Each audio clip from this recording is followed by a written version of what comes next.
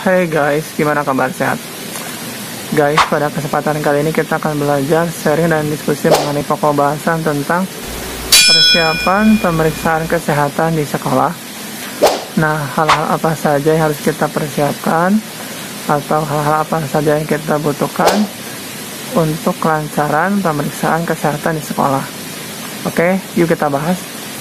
Nah, yang pertama, kita harus nyiapin ruangan yang cukup, karena nanti otomatis pemeriksaan akan dilakukan di ruangan maupun di luar ruangan, ya kan?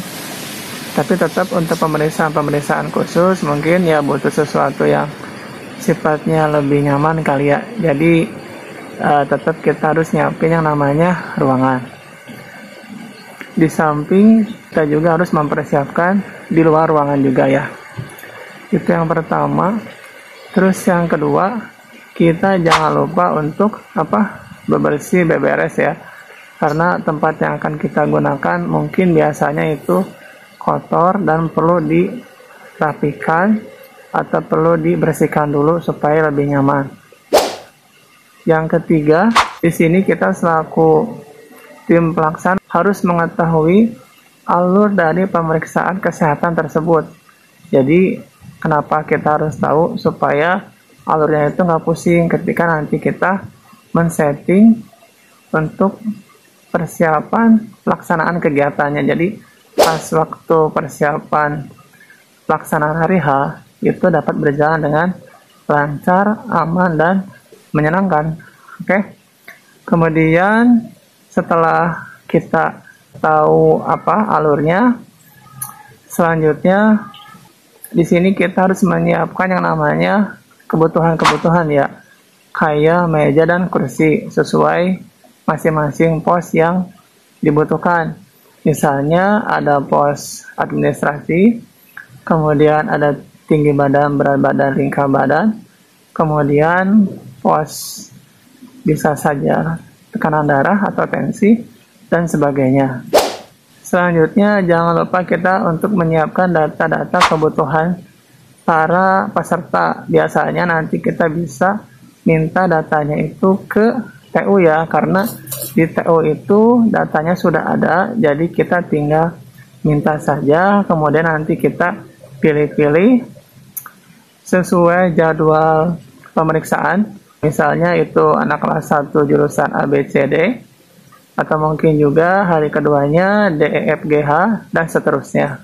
Jadi kalau udah punya data ketika nanti para peserta datang untuk melakukan pemeriksaan kesehatan itu bisa cepat ya, jadi nggak lama. Oke, selanjutnya kita harus menyiapkan yang namanya kebutuhan ATK. Kenapa kita butuh ATK? Ya untuk kenyamanan dan kelancaran kegiatan tersebut. Kan nggak enak ya kalau misalnya kita nulis di kertas tapi nggak ada alas, atau misalnya nggak ada papan dada, kan takutnya jadi sobek atau tobros ke belakang, kan nanti kitanya nggak nyaman sih ya. Jadi harus dipersiapkan misalnya papan dada, kemudian pulpen, kemudian map dan sebagainya yang sekiranya dibutuhkan. Oke. Nah guys, selanjutnya di sini kita juga biasanya sih masalah jadwal pemeriksaan itu rata-rata sudah dibuat oleh pihak sekolah, jadi nanti kita enak tinggal panggil saja sesuai urutan jadwal pemeriksaan. Namun jika diserahkan ke pihak panitia, nah nanti silakan panitia tinggal susun saja, dan nanti hasilnya bisa dikoordinasikan dengan pembina, dan mungkin nanti pembina bisa berkoordinasi lagi dengan Wakasek bidang kesiswaan untuk memastikan apakah sesuai dengan arahan yang diberikan. Nah, selanjutnya Selanjutnya jangan lupa khususnya untuk para panitia. Di sini jangan lupa untuk buat yang namanya surat dispensasi.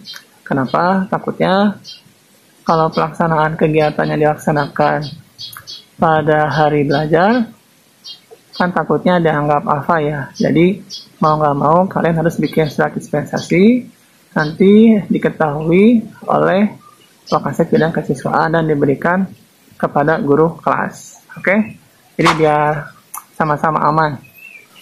Kemudian karena kita di sini punya HT, jadi nanti silakan HT digunakan ya. Kita pakai HT-nya 2 saja. Yang pertama HT-nya disimpan di pusat pemeriksaan, satu laginya dibawa oleh petugas yang melakukan survei ke kelas-kelas. Jadi nanti ketika petugas itu sudah sampai ke kelas, tinggal berkoordinasi aja dengan petugas yang ada di pusat atau di tempat pemeriksaan. Ya bisa aja ngasih tahu, misalnya kelas jurusan A sedang menuju ke lokasi pemeriksaan. Jadi nanti yang ada di lokasi pemeriksaan kesehatan itu bisa bersiap-siap. Oke guys, sampai sini bisa dimengerti kan?